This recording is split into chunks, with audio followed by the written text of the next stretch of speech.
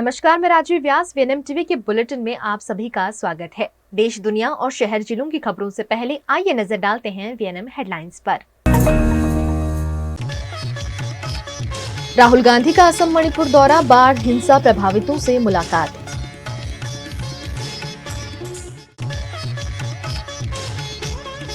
Gold smuggling गिरोह सूरत airport से गिरफ्तार, पेस्ट बनाकर करते थे सोने की तस्करी। बड़ोदरा के एमएसयू में बंद का ऐलान असफल, एजीएसयू ने एकत्रित किया फंड। कांग्रेस नेता राहुल गांधी आज सोमवार 8 जुलाई को असम मणिपुर दौरे पर हैं। वे आज सुबह हवाई यात्रा कर असम के सिलचर पहुंचे। उन्होंने फुलेरताल के थलाई इन यूथ केयर सेंटर में राहत शिविर का दौरा किया। यहां राहुल गांधी ने मणिपुर हिंसा के पीड़ितों से मुलाकात की। इसके बाद वे कछार भी गए। राहुल के मणिपुर के जरीबीम जाने से पहले वहां गोलीबारी हुई। फिटोल गांव के पास फायरिंग की घटना हुई। सुरक्षा बलों ने गोलीबारी की घटना के बाद सर्च ऑपरेशन चलाया। मामले में अब तक 2 लोगों को गिरफ्तार किया गया है। इस बीच राहुल गांधी जिरीबम में हायर सेकेंडरी स्कूल में मौजूद विस्थापितों से मिले और उनकी परेशानी जानी। मई 2023 हिंसा शुरू होने के बाद राहुल की यह तीसरी मणिपुर यात्रा है। इसके पहले राहुल ने जनवरी 2024 में मणिपुर के थोबल से ही भारत जोड़ो न्याय यात्रा की शुरुआत की थी। राहुल गांधी ने मोइरांग और चुराचांदपुर में बने रिलीफ कैंपों का दौरा किया और पीड़ितों से मिलकर उनका हालचाल जाने। प्रदेश कांग्रेस के मुताबिक राहुल गांधी राज्य के कुछ और जिलों में भी जाकर हिंसा प्रभावित परिवारों से मुलाकात कर सकते हैं। असम में आई बाढ़ से 28 जिलों के लगभग 22.70 लाख लोग प्रभावित हुए हैं। अब तक बाढ़, भूस्खलन और तूफान के कारण राज्य में कुल 78 मौतें हो चुकी हैं। गुजरात के सूरत एयरपोर्ट से गोल्ड स्मगलिंग करने वाले गिरोह को पकड़ने में सूरत एसओजी को सफलता मिली है। एसओजी पुलिस ने एयरपोर्ट के बाहर से 64 लाख के सोने के साथ 4 आरोपियों को गिरफ्तार किया है, जो पेस्ट बनाकर सोने की स्मगलिंग करते थे। इस मामले एक महिला समेत 4 आरोपियों को गिरफ्तार किया गया है। ये लोग बैग के अंदर रेक्सिन में खास केमिकल के इस्तेमाल के साथ सोना लाते थे। पुलिस ने 924 ग्राम सोना बरामद किया है, जिसकी कीमत करीब 64 लाख रुपए है। हाँ, सूरत में हमको एसओजी को इंफॉर्मेशन थी कि यहाँ पे गोल्ड की तस्करी हो रही है। तो 7 तारीख को हमारी टीम है जो जहांगीरपुरा एरिया की सायन रोड पे शिवम होटल है, वहाँ पे हमारी टीम को इंफॉर्मेशन थी कि यहाँ गोल्ड आने वाला है। तो वहाँ हमारी टीम मौजूद थी और एयरपोर्ट से एक अर्टिगा गाड़ी है जिसका नंबर है GJ 193201, वो वहाँ आई और हमको पता चला कि तो उनको हमने अरेस्ट कर लिया। टोटल एक कपल था और एक ड्राइवर था, वो 3 लोग थे और एक जो डिलीवरी लेने वाला था। 4 लोगों को अरेस्ट किया है। टोटल जो गोल्ड है 924 ग्राम है और वो 64 lakhs 89,000 का है। चारों लोगों को हमने पकड़ लिया है। गोल्ड की एमओ ये थी कि ये लोग बैग में जो रेक्सिन का लेयर होता है उसके पीछे एक लेयर खड़ा करते हैं और उस पे एक्वा रिजिया नाम का एक मटेरियल स्प्रे करते हैं। वो एक केमिकल है, उससे जो मेटल डिटेक्टर है इसमें गोल्ड पकड़ा नहीं जाता। एयरपोर्ट से निकले और हमने यहाँ पकड़ लिए और फिर हमने जो निकाला तो 924 ग्राम गोल्ड हमको मिला। हमने अर्टिगा गाड़ी को भी जमा लिया है, वो 4 बैग को भी जमा लिया और सब मुद्दा माल और मोबाइल फोन्स भी हमने जमा लिए। 4 आरोपी अरेस्ट हो गए। अब की रिमांड की जो तजवीज है चालू है और आगे की जो भी पूछताछ है वो रिमांड मिलने पर आगे की तपास में हम करेंगे। एमओ ये है कि ये लोग रेक्सिन के पीछे एक दूसरा लेयर खड़ा करते हैं, उसमें काला वो लगा देते हैं और उसमें एक्वारिजिया नाम का केमिकल स्प्रे करते हैं। तो इससे मेटल डिटेक्टर में पता नहीं चलता। तो ऐसे ये बहुत एक स्मार्ट टेक्निक है उनकी और ऐसे पकड़ में नहीं आती, लेकिन हमको पूरी इंफॉर्मेशन एकदम चौकस थी तो इसलिए हमको ये मिल गया। गुजरात की वडोदरा की विश्व प्रसिद्ध एमएस यूनिवर्सिटी में आज विश्व हिंदू युवा सांस्कृतिक संगठन के नीलेश वसईकर द्वारा यूनिवर्सिटी बंद का ऐलान दिया गया था। यूनिवर्सिटी बंद के ऐलान का पालन करने के लिए नीलेश वसईकर ने एक्सपेरिमेंट के एमएसयू गेट को तालाबंदी की और आर्ट्स फैकल्टी को बंद करने की कवायद की, लेकिन इससे पहले ही सयाजीगंज पुलिस ने मौके पर पहुंचकर उसे डिटेन कर लिया। चांसलर हटाओ, यूनिवर्सिटी बचाओ, वाइस चांसलर हटाओ, यूनिवर्सिटी बचाओ।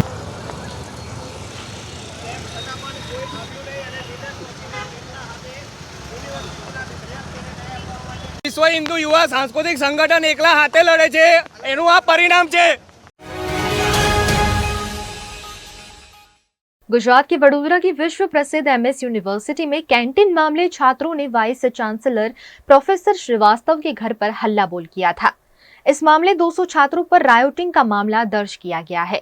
2000 रुपयों के नुकसान के लिए 200 छात्रों पर दर्ज कराए गए मामले के खिलाफ ऑल गुजरात स्टूडेंट यूनियन द्वारा यूनिवर्सिटी के छात्रों के पास से एक रुपया एकत्रित कर यूनिवर्सिटी प्रबंधन को देने की कवायद की गई।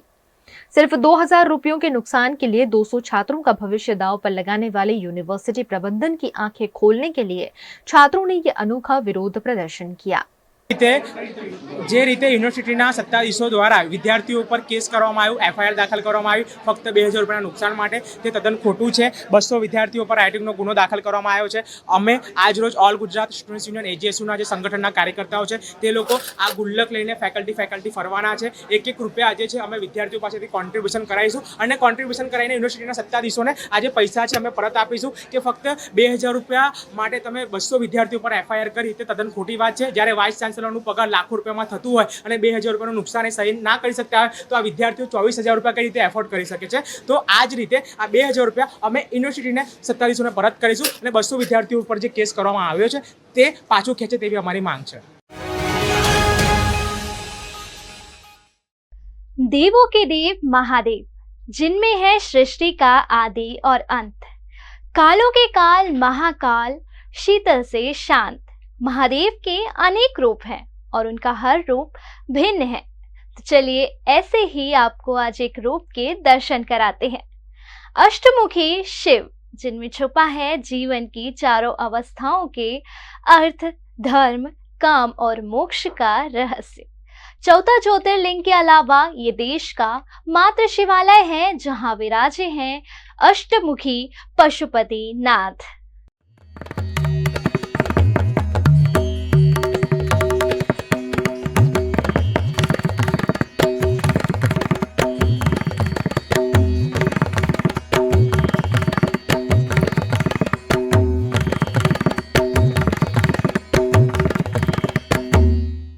पशुपतिनाथ मंदिर देश का दिल कहे जाने वाले मध्य प्रदेश के आस्था का बड़ा केंद्र है। यह मंदिर मंदसौर में शिवना नदी के किनारे स्थित है। पशुपतिनाथ की प्रतिमा पूरे विश्व में अद्वितीय है। यह संसार की एकमात्र प्रतिमा है जिसके 8 मुख हैं और जो अलग अलग मुद्राओं में दिखाई देती हैं। 80 साल पहले मंदसौर की शिवना नदी में मिली यह मूर्ति 2000 साल पुरानी बताई जाती है। 7 फीट ऊंची और 2.5 मीटर गोलाकार मूर्ति मंदसौर के अलावा पूरे विश्व में कहीं नहीं है। इसके दर्शन के लिए भक्त यहाँ दूर दूर से पहुँचते हैं। और पशुपतिनाथ की जो मूर्ति है ये पूरे भारत में एक ही अष्टमुखी मूर्ति है, जबकि नेपाल में 4 मुखी मूर्ति है बाबा की, पशुपतिनाथ की। और ये बड़ी चमत्कारी मूर्ति है। नदी में से इनका उद्गम हुआ था और यहाँ पर शिवरात्रि के दिन लाखों लोग आते हैं दर्शनार्थ। पूरे देश से लोग यहाँ पर दर्शन करने आते हैं पशुपतिनाथ के। जो भी लोग महाकाल या उज्जैन आते हैं वो सभी तीर्थयात्री यहाँ पर दर्शन करने आते हैं और बड़ी चमत्कारी मूर्ति है। सावन के महीने में यहाँ पूरा महीने भर अभिषेक महाअभिषेक होता है, तो हजारों लाखों लोग सावन के महीने में दर्शन करने आते हैं। और मतलब जो एमपी में आता है, मंदसौर में आता है, वो तो बाबा पशुपतिनाथ के दर्शन अवश्य करता है। और शिवना मैया एक बार इनके वर्षा ऋतु में एक बार तो कम से कम चरण पखारती है। और कई बार हो जाए चरण पखारना वो अलग बात है, लेकिन एक बार तो शिवना मैया मंदिर में प्रवेश करके और भगवान के चरण पखारती है। मैया की शिवना मैया जब भगवान बाबा के चरण पखारती है तो वह साल मंदसौर के लिए बहुत अच्छा होता है। काफ़ी पानी इकट्ठा होता है जिससे कि मंदसौर की फसलें वगैरह सब काफ़ी बहुत अच्छी वो होती है, पैदावार होती है मंदसौर जिले में। इस धरोहर को राज्य सरकार के पर्यटन विकास निगम ने अपने अधीन कर मंदसौर शहर को पवित्र नगरी घोषित किया है। पुरातत्व विभाग के निर्देशों के बाद मंदिर की प्रबंध समिति ने प्रतिमा पर सार्वजनिक जलाभिषेक और केमिकल युक्त पूजा सामग्री चढ़ाने पर रोक लगा दी है। हालांकि सावन महीने में यहाँ श्रद्धालुओं को जलाभिषेक करने की विशेष अनुमति दी जाती है। हर साल कार्तिक मास की पूर्णिमा पर दीपदान भी होता है। इस मौके पर देश और दुनिया भर के श्रद्धालु यहाँ पहुँचते हैं। कार्तिक मास की पूर्णिमा पर यहाँ 15 दिवसीय मेले का भी आयोजन किया जाता है, जिसमें श्रद्धालु उत्साह के साथ शामिल होते हैं। बाबा पशुपतिनाथ का दरबार हमेशा बहुत सारे भक्तों से घिरा रहता है। बाबा पशुपतिनाथ शिवना नदी के तट पर विराजमान है। शिवना नदी यहाँ सावन महीने में हर बार बाबा पशुपतिनाथ का अभिषेक करती है। सावन महीने में यहाँ लाखों भक्त दर्शन करने के लिए आते हैं। बाबा पशुपतिनाथ सब पर अपनी कृपा बनाए रखते हैं। यह स्थान मंदसौर के शिवना नदी के तट पर स्थित है। बाबा पशुपतिनाथ के मंदिर पर 12 महीने भक्तों की भीड़ रहती है। यह मंदिर बहुत ही भव्य है। यहाँ पे सभी लाखों भक्त अपनी मुरादें पूरी करने के लिए आते हैं। 8 मुख वाली यह प्रतिमा 2 भागों में बटी है। प्रतिमा के मुख जीवन की चारों अवस्थाओं को दर्शाते हैं। इसे अब पुरातत्व विभाग ने संरक्षित धरोहर की श्रेणी में भी ले लिया है। चलिए आपको बताते हैं इस मंदिर का इतिहास।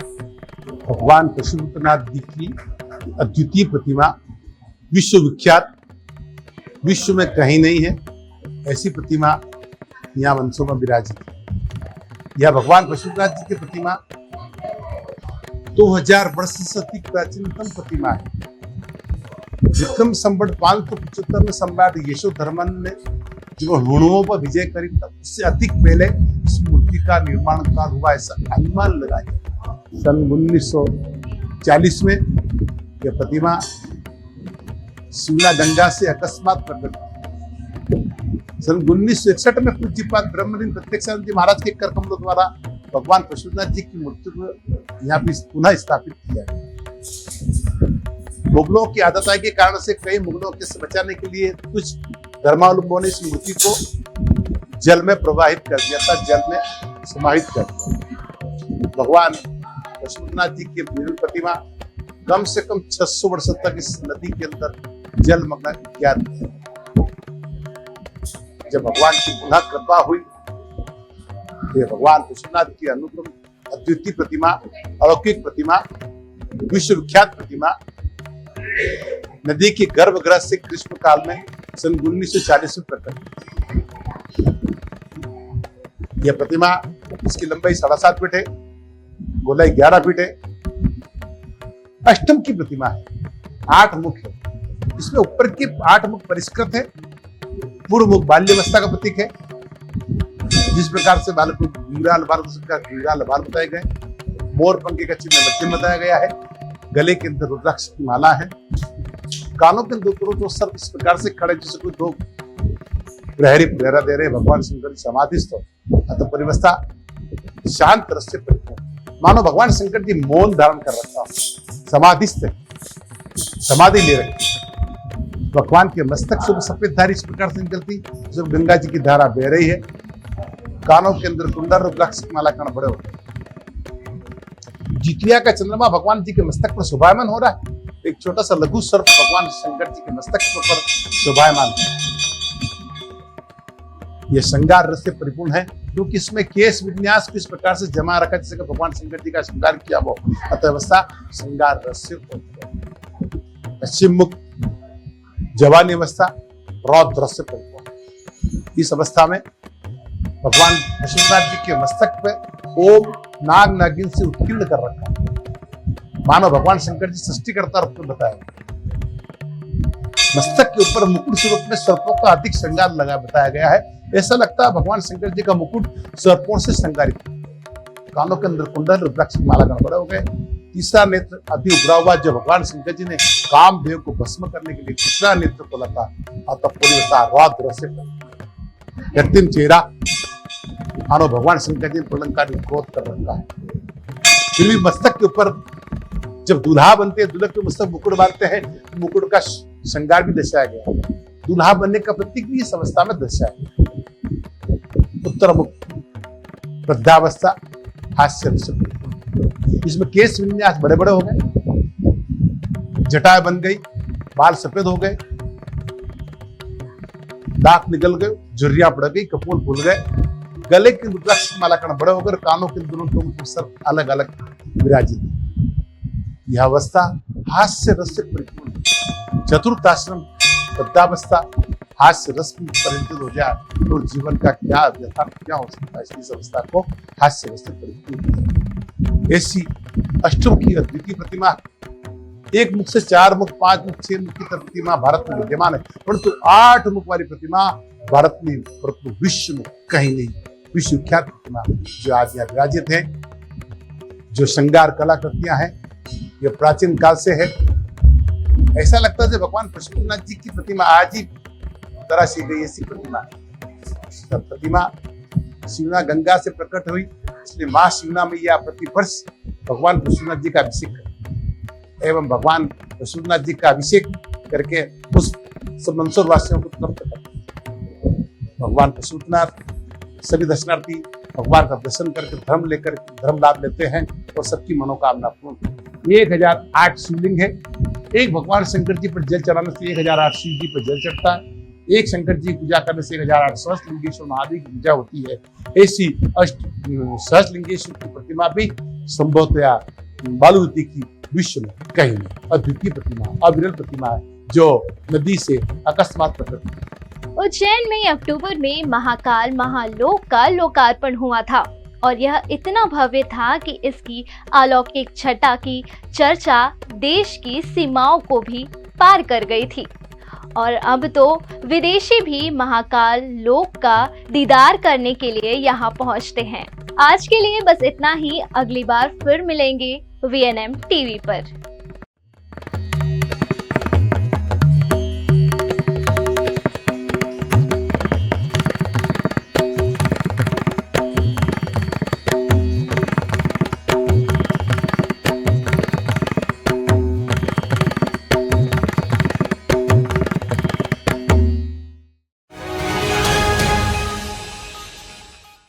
गुजरात के वडोदरा में जन्म, मरण और शादी के नामांकन और सुधार के दस्तावेज वार्ड ऑफिस, जोन ऑफिस और अर्बन हेल्थ सेंटर से भी देने की मांग वडोदरा के सामाजिक कार्यकर्ता अतुल गामेची ने मेयर को आवेदन पत्र देकर की है। વડોદરા શહેરના કેવડાબાગ ખાતે લગ્ન નોંધણી તેમજ જન્મ મરણની કચેરી આવી હતી।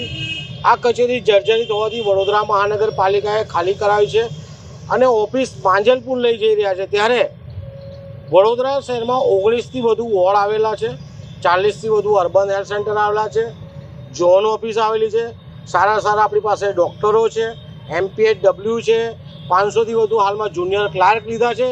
ત્યારે આ તમામ સુવિધાઓ લગ્ન નોંધણી, જન્મ મરણના દાખલાની તમામ વોર્ડ ઓફિસ અર્બન હેલ્થ સેન્ટરમાંથી કરે તેવી માંગ છે।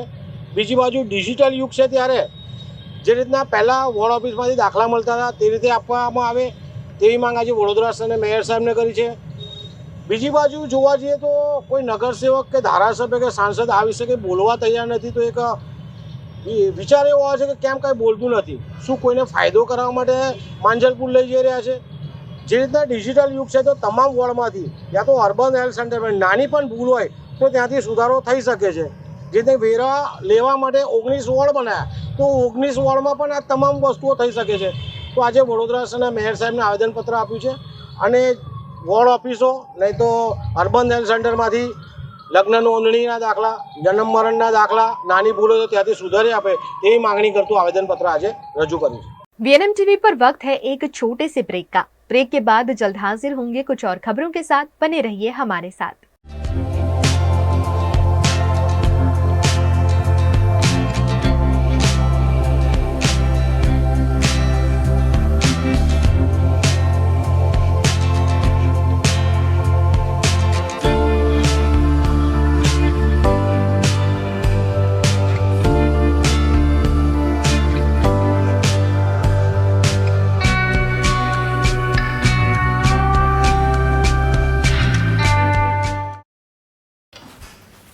ठीक से साफ करो, ऊपर ऊपर से नहीं। VLDC मतलब बोरिंग लुकिंग, इसको साफ करके क्या फायदा? इतनी बेइज्जती। Switch to RR signature designer BLDC fans, जो बोरिंग लुकिंग नहीं, वेरी स्टाइलिश लुकिंग है। RR सिग्नेचर फैंस, आपके काम की बात। Every new year we take a new year resolution. New year resolution का मतलब होता है upgrading your life, which means upgrading your lifestyle and upgrading your living space. And that is why the best choice is Trilogy by Courtyard.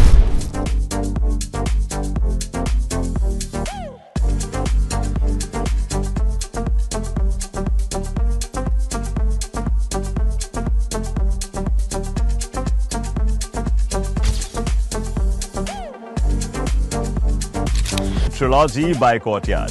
Finest architecture, world-class amenities, and a great space to live. Come check it out.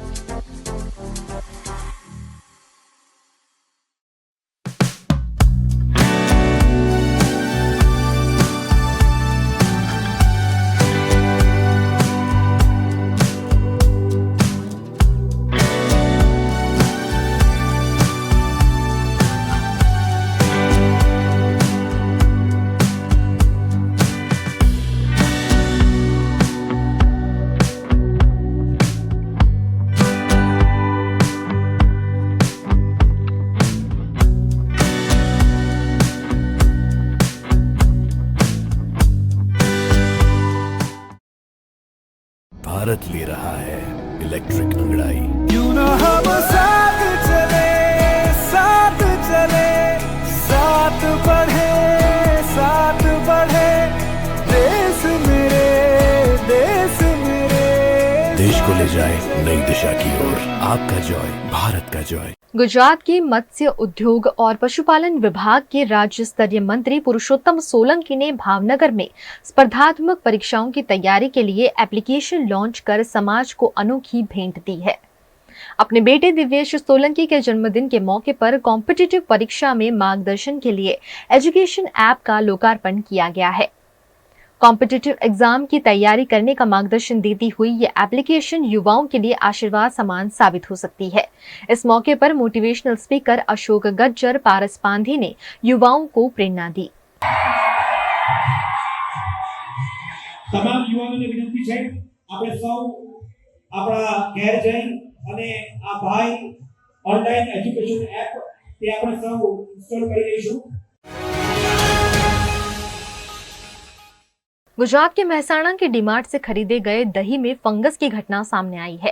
Milky mist company के दही में ये fungus देखा गया। Customer ने डीमार्ट से 1 kilo दही का डिब्बा खरीदा था, जिसमें फंगस देखे जाने पर डीमार्ट में शिकायत करने पर ग्राहक से बदसलूकी की गई। कार्तिक पुजारा नामक ग्राहक ने बिल के साथ ये वीडियो सोशल मीडिया पे वायरल किया है और लोगों के स्वास्थ्य के साथ कंपनियों द्वारा हो रहे खिलवाड़ को उजागर किया है।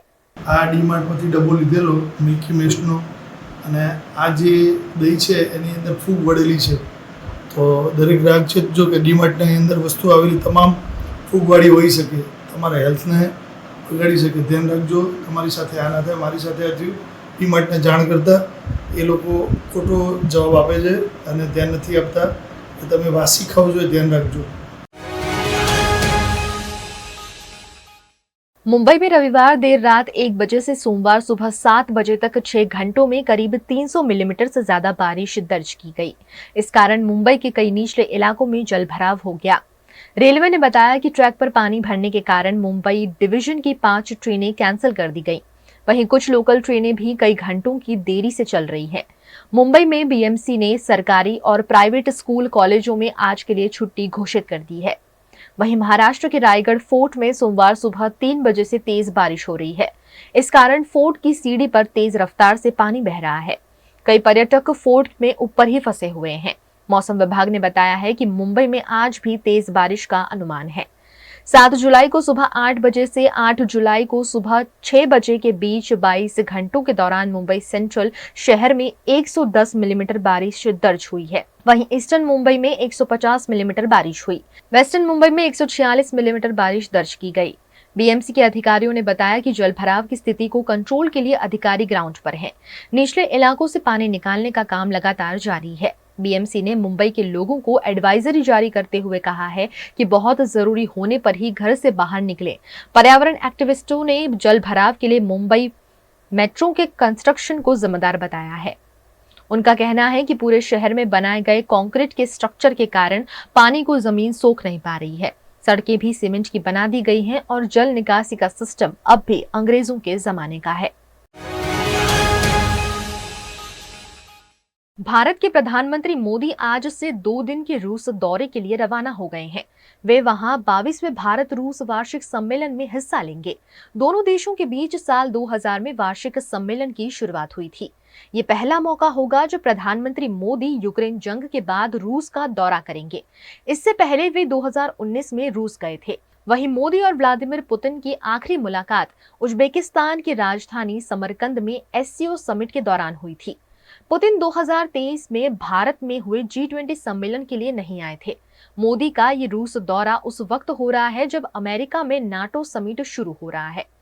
हालांकि विदेश मंत्रालय ने बयान जारी कर सफाई दी है कि मोदी के रूस दौरे का नाटो समिट से कोई मतलब नहीं है।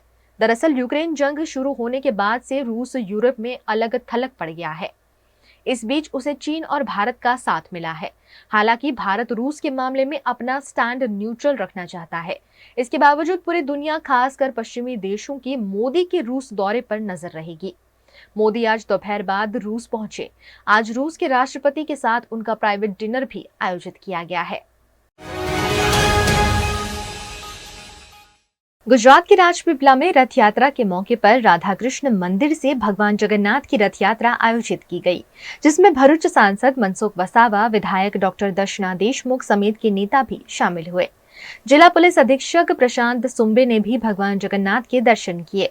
इस मौके पर रथ यात्रा में बड़ी संख्या में भाविक भक्तों की भी मौजूदगी रही। सभी ने भगवान के रथ को रस्सी से खींचकर धन्यता का अनुभव किया।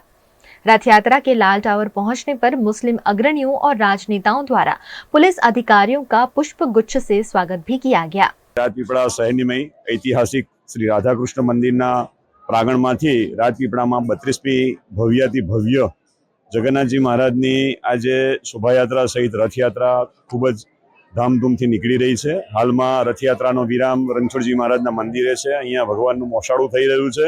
ત્યાર પછી રાજપીપળાની અંદર આ નગરયાત્રા આખા કાછિયાવાડ થઈ અને મેન બજારની અંદર થઈ પુનઃ પાછી નગરયાત્રા રાધાકૃષ્ણ મંદિરે प्रस्तावित થશે। गुजरात के प्रसिद्ध तीर्थधाम चांदोद में भी जय रणछोड़ माखन चोर के जयकारों के साथ भक्तिमय माहौल में रथ यात्रा का आयोजन किया गया। चांदोद के प्रसिद्ध रणछोड़ राय मंदिर से जगन्नाथ जी की शाही सवारी चांदोद के राजमार्गों पर निकली। सुंदर रूप से सजे हुए रथ में भगवान जगन्नाथ अपने भाई बलभद्र और बहन सुभद्रा के साथ नगर यात्रा पर निकले। इस मौके पर ढोल तासे और डीजे की सुर ताल पर नाचते घूमते हुए बड़ी संख्या में लोग रथ यात्रा में शामिल हुए। जगह जगह रथ यात्रा पर पुष्प वर्षा कर खुशी व्यक्त की गई। इस मौके पर महाप्रसाद, महाआरती समेत के आयोजन भी किए गए। चाणोदना मुख्य मार्गनी अंदर श्री रणछोड़राय भगवानનું મંદિર વિરાજમાન છે। ભગવાન વિરાજમાન છે અને અહીંયા ગાડી ઘણા જ વર્ષોથી પારંપરિક રીતે અને વર્ષો પરંપરાનું અનુસાર અહીંયા ગાડી રથયાત્રાનું આયોજન અહીંયા ગાડી ભક્તો દ્વારા, મંડળ દ્વારા, મંદિર દ્વારા અહીંયા ગાડી કરવામાં આવે છે કે જેની અંદર વિશેષ અહીંયા ગાડી ભગવાનને અલગ અલગ પ્રકારના અહીંયા ગાડી વ્યંજનો ભગવાનને ધરાવવામાં આવે છે, વૈડા ધરાવવામાં આવે છે, ભગવાનને ભોગ ધરાવવામાં આવે છે અને બપોરના સમયમાં એટલે 3 વાગ્યાના સમયની અહીંયા ગાડી ભગવાનની રથયાત્રા ભક્તો દ્વારા અહીંયા ગાડી હર્ષોલ્લાસ સાથે વેશભૂષાના સાથે અને અલગ અલગ પ્રકારના એવું કહેવાય છે કે વાદ્ય યંત્રો સાથે અહીંયા ગાડી બરાબર ત્રાસકો સાથે, નગારા સાથે, ડીજેના નાદની અંદર બધા જ અહીંયા ગાડી ભક્તો નાચી કૂચીને અહીંયા ગાડી આ રથયાત્રાનો ઉત્સવ વર્ષો પરંપરાગત મનાવવામાં અહીંયા ગાડી આવે છે। गुजरात के वेरावल में भी आषाढ़ी दोष के मौके पर रामदेव जी महाराज के मंदिर में धार्मिक आयोजन किए गए, जिसमें ध्वजारोहण, महाआरती, महाप्रसाद समेत के आयोजन हुए। इस मौके पर अलग अलग समाज के लोग इन धार्मिक आयोजनों में जुड़े और महाप्रसाद समेत के आयोजनों का लाभ लिया।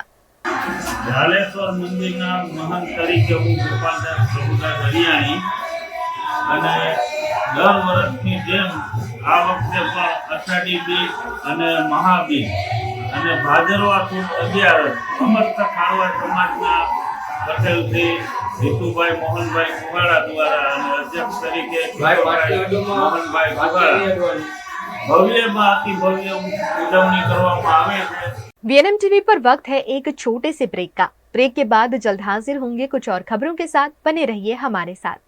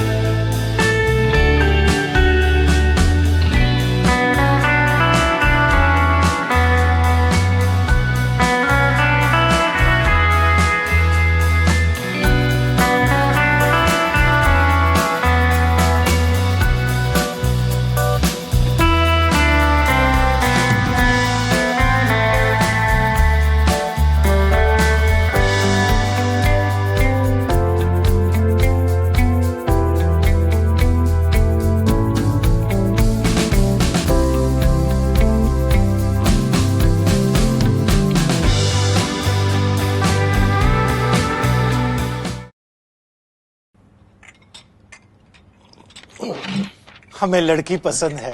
कुंडली भी मिलती है भैया। काफी हॉट है। कोने कोने में हवा नहीं पहुंच रही? Switch to RR signature Broadway fans with curve plates जो हवा पहुंचाए कोने कोने में। Feeling like a wow. RR signature fans, आपके काम की बात। Welcome to Courtyard Palladium. 3 BHK large size apartments જ્યાં તમને મળશે એક grand living room with an amazing view, સાથે એક comfortable dining area, a perfect kitchen for your perfect family. Now 3 bedrooms નો પહેલો bedroom with an amazing balcony view. સાથે the second bedroom which is very comfortable, very cozy and has ample of sunlight. And now for the third and the master bedroom of this house. This is so amazing, so grand and so beautiful. Best વાત આ apartments ની એ છે કે અહીંયા તમને મળે છે walk through balcony. So now I'll see you in the living room. Let's go. This is amazing, right? Courtyard Palladium, 3 BHK large apartments near Earth Infinity in Bhaili. Don't forget to visit.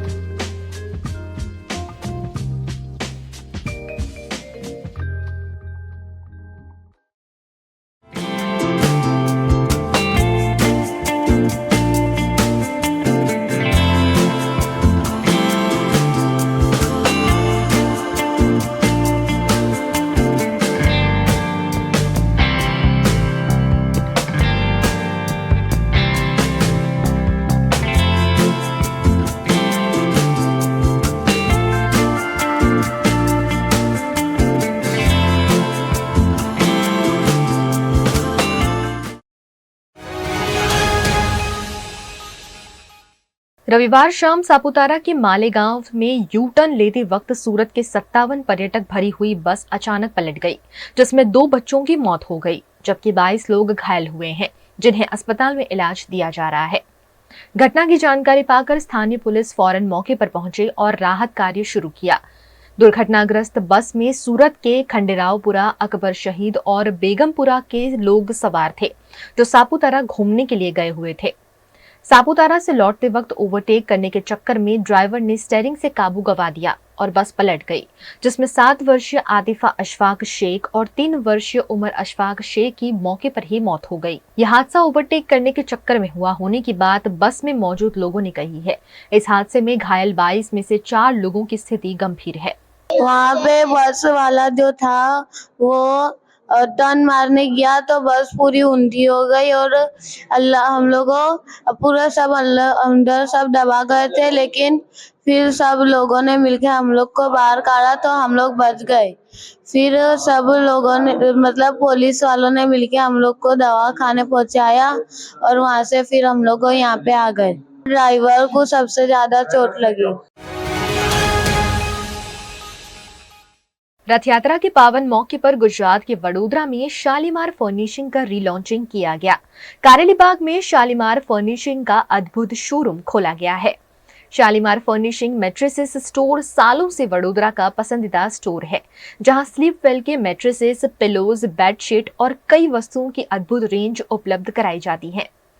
Shalimar furnishing के showroom का renovation कर घर जैसा look दिया गया है, जिसका रथ यात्रा के मौके पर शुभारंभ किया गया है। अलग अलग रेंज की लंबी चलने वाली स्लिप वेल की मैट्रेसेस लोगों को काफी पसंद आती है। यहाँ कस्टमर सोकर बैठकर अपनी मैट्रेसेस देख सके, ऐसी विशेष व्यवस्था की गई है ताकि कस्टमर को कंफर्टेबल मैट्रेसेस उपलब्ध कराई जा सके।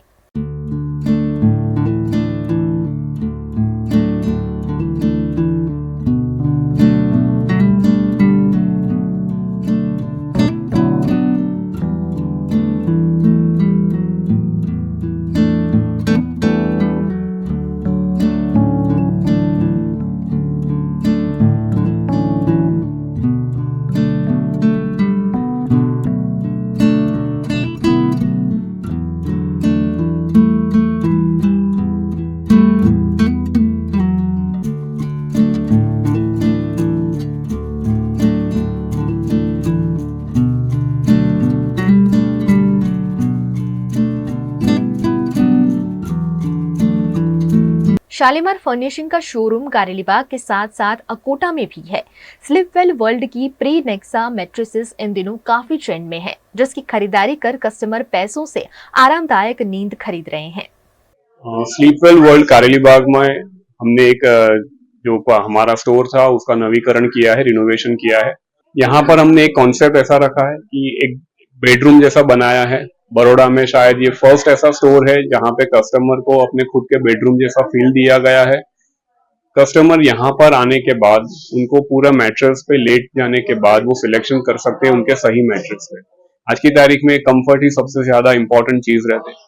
हमारे स्लीपवेल में एक 31 टाइप्स ऑफ मैट्रेसेस है। यहाँ पे आपको हर एक मैट्रेस अपने बजट के अनुसार, अपने कंफर्ट के अनुसार आपको हर एक मैट्रेस की एक फील दी जाती है। आप अपने यहाँ पे हमारे स्टोर पे आइए, जितने भी मैट्रेस हमने डिस्प्ले रखे हैं हर एक मैट्रेस को आप एक बार कंफर्ट चेक करिए और फिर आप अपने मैट्रेस को सही मैट्रेस चूज कर सकते हो। तो यहाँ पे आप जैसे देख सकते हो ये हमने एक बेडरूम जैसा बनाया है। कस्टमर आए यहाँ पर they can lie down on the mattress and they can select the right mattress for them. तो ये हमारा स्टोर है Shalimar furnishings by Suresh and company, Sleepwell world, Karelibaug में पानी की टंकी का जो रोड है वहां पे मेन रोड के ऊपर है। और दूसरा हमारे एक ब्रांच है जहाँ पे शालीमार फर्निशिंग्स अकोटा में भी है, गाई सर्कल के पास। जी, हमें लोग को इसमें काफी सालों से 40 ईयर्स से ये बिजनेस हम कर रहे हैं और बड़ौदा के पब्लिक के लिए हमने काफी अरसों से कुछ ना कुछ नवीनीकरण लेके आए। जैसे कि एक टाइप था कि कॉटन के गद्दे का यूज होता था, अभी टाइम आ गया कि फोम के गद्दा यूज होने। तो बड़ौदा की काफी पब्लिक के अंदर हमारा स्लीपवेल का मैट्रेसेस काफी अरसों से हम सेवा कर रहे हैं। अभी हमने एक नया कंसेप्ट चालू किया जहाँ पे ये अपना बेडरूम का फील एक अभी चालू हुआ है। तो हमारे यहाँ कस्टमर्स आते हैं, लेटते हैं, देखते हैं अपना बॉडी के हिसाब से कौन सा फील हमको अच्छा लगता है, वही फील पास करता है और वही मैट्रेस हम उनके घर पहुंचाता है और उनको जो रेस्ट 8 आवर्स के अंदर जो मिलता है वही रेस्ट उनको 6 आवर्स के अंदर मिल जाता है। तो ये स्लीपवेल की काफी कंफर्ट लेवल की काफी अच्छी मैट्रेसेस है। गुजरात के वडोदरा में स्वामी टेऊराम जी महाराज के 138वें जन्मोत्सव के मौके पर सिंधी समाज द्वारा चित्र प्रतियोगिता समेत के विभिन्न कार्यक्रम आयोजित किए गए। सिंधी समाज के सदगुरु स्वामी टेऊराम जी महाराज के 138वें जन्मोत्सव के मौके पर वारसिया स्थित प्रेम प्रकाश धर्म तीर्थ में 7 से 13 जुलाई तक विभिन्न धार्मिक कार्यक्रम और शैक्षिक प्रतियोगिताएं आयोजित की गई, जिसमें आरती, सत्संग, गीता पाठ के साथ साथ चित्र प्रतियोगिता भी शामिल रही, जिसमें बड़ी संख्या में सिंधी समाज के बच्चों ने शिरकत की।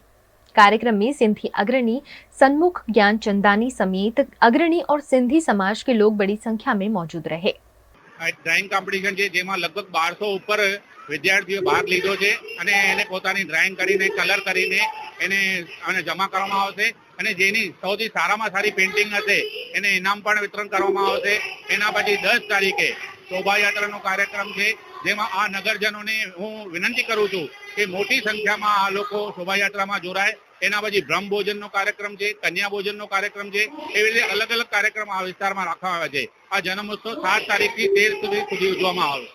લગભગ 1200 જેટલા બાળકો આજે ડ્રોઈંગ કોમ્પિટિશનમાં નાના 5 વર્ષથી લઈને 15 વર્ષ સુધી બાળકોએ આ ડ્રોઈંગ કોમ્પિટિશનમાં ભાગ લીધો છે અને આ ડ્રોઈંગ કોમ્પિટિશનમાં બાળકો બહુ ઉમંગ છે, બધાને ગિફ્ટ આપવામાં આવી છે અને 10 તારીખે શોભાયાત્રાનું આયોજન કરવામાં આવ્યું છે।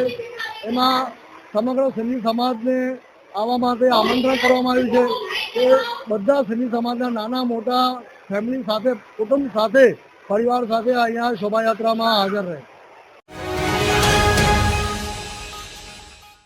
गुजरात के वडोदरा में उंडेरा प्राथमिक स्कूल है, जहां पंचवटी हॉस्पिटल और उंडेरा के ग्रामजनों ने संयुक्त रूप से मेडिकल कैंप का आयोजन किया, जिसमें इको कार्डियो टेस्ट, हड्डियों की डेंसिटी जांच, डायबिटीज जांच, पैरों की जांच, महिला बीमारियों की जांच इत्यादि निःशुल्क किए गए।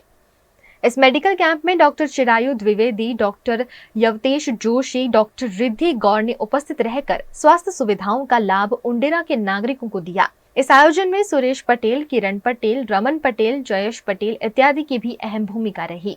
आज तारीख 7 जुलाई 2024 ना रोज પંચવટી હોસ્પિટલ તરફથી ઉંડેરા પ્રાથમિક શાળા ખાતે કેમ્પનું આયોજન કરવામાં આવેલું જેમાં હાડકાની ઘનતા, હૃદયની પટ્ટી, ECG, ડાયાબિટીસની તપાસ, ચેતાતંતુઓની નસની તપાસ તથા ગાયનેકનું ચેકઅપ ફ્રી રાખવામાં આવેલું હતું.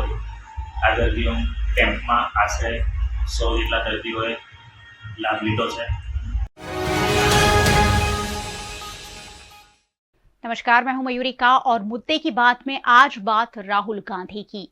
वो राहुल गांधी जो 5 साल पहले पप्पू हुआ करते थे, 5 साल बाद शहजादे बन गए और अब लोकसभा में नेता प्रतिपक्ष बनकर अपनी भूमिका बखूबी निभा रहे हैं।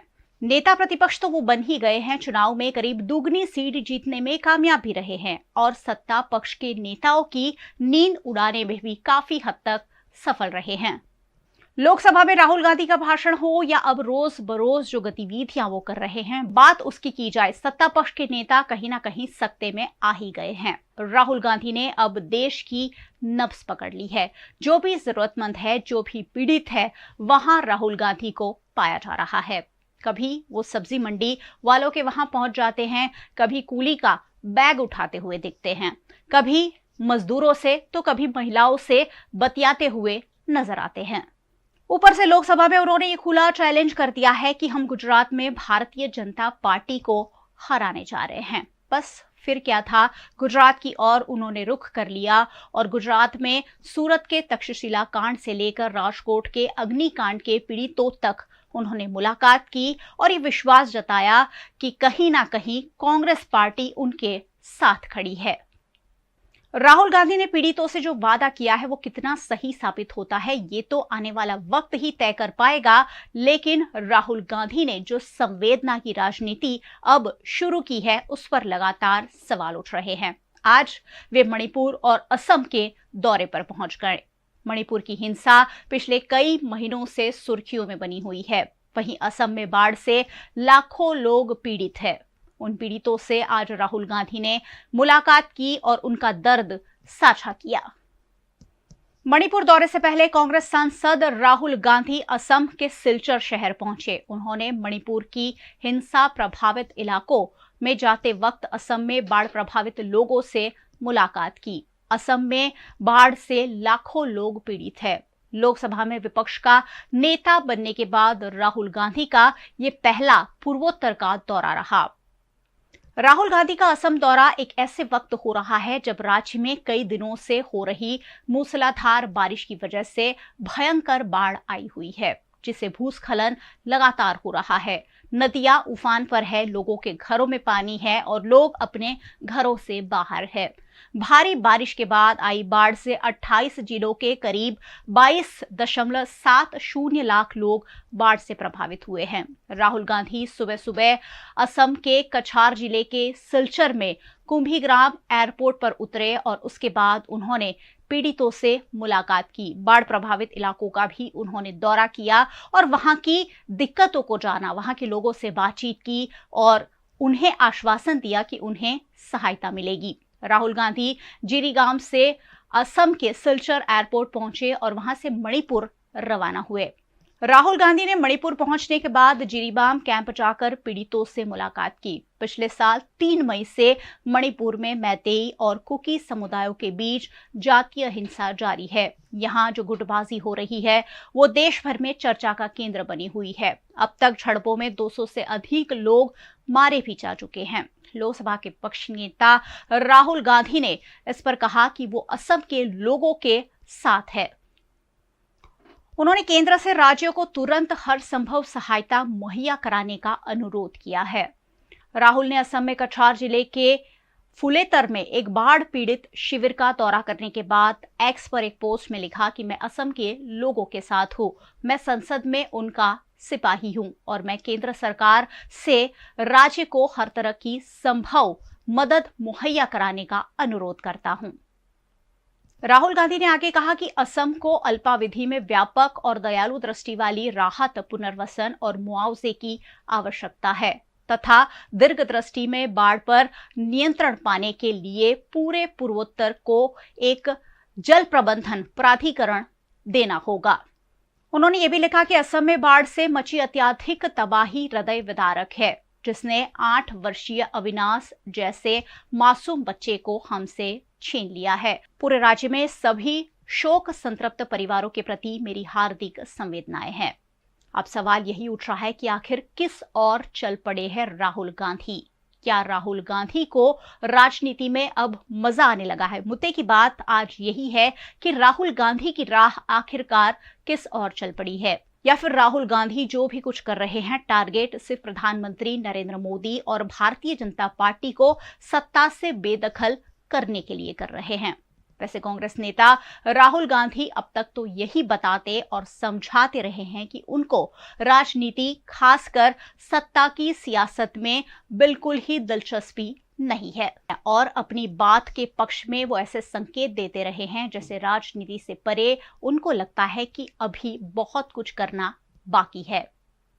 कहते हैं कि देश की राजनीति में नरेंद्र मोदी के राष्ट्रीय स्तर पर उभार के कई कारणों में से एक कांग्रेस खुद भी रही है। कांग्रेस ने ही कुछ ऐसे काम किए हैं जिससे भारतीय जनता पार्टी और नरेंद्र मोदी मजबूत बने हैं। सोनिया गांधी के मौत का सौदागर कहने से लेकर मणिशंकर अय्यर के चाय वाला बताने तक के जो बयान थे, वो ऐसी कई चीजों ने ऐसा माहौल बना दिया कि राष्ट्रीय स्तर पर मोदी का आभा मंडल फैलता गया और 2014 के आम चुनाव में मोदी को देश का नेता चुन लिया गया। क्या ऐसा नहीं लग रहा है कि बीजेपी भी कांग्रेस जैसी ही राजनीतिक गलती दोहरा रही है? राहुल गांधी को इतना टारगेट किया जा रहा है कि लोगों पर उल्टा ही असर होने लगा है। कहीं ना कहीं राजनीति में राहुल गांधी का कद बढ़ाने में प्रधानमंत्री मोदी का बहुत बड़ा हाथ है। आखिर 10 साल के अंतर पर ये लोकसभा चुनाव 2024 के जो नतीजे आए हैं, क्या ये मिलते जुलते नहीं लग रहे हैं? सोचेगा जरूर। मुद्दे की बात में आज बस इतना ही कि आखिरकार राहुल गांधी को इतना इंपॉर्टेंस कैसे मिल रहा है? भारतीय जनता पार्टी और नरेंद्र मोदी कहीं बड़ी गलती करने तो नहीं जा रहे हैं? क्या आने वाले वक्त में राहुल गांधी को जिस तरह टारगेट किया गया है वो भी प्रधानमंत्री नरेंद्र मोदी की तरह बड़े नेता के रूप में उभर कर सामने आ सकते हैं? आप रोज रात 8 बजे मेरे साथ मुद्दे की बात देखते हैं, जहां अलग अलग पहलुओं पर हम चर्चा करते हैं। खासकर सियासी गलियारों में जो चर्चाएं चल रही है, जो अटकलें लगाई जा रही है, वो मैं आप तक पहुंचाती हूं।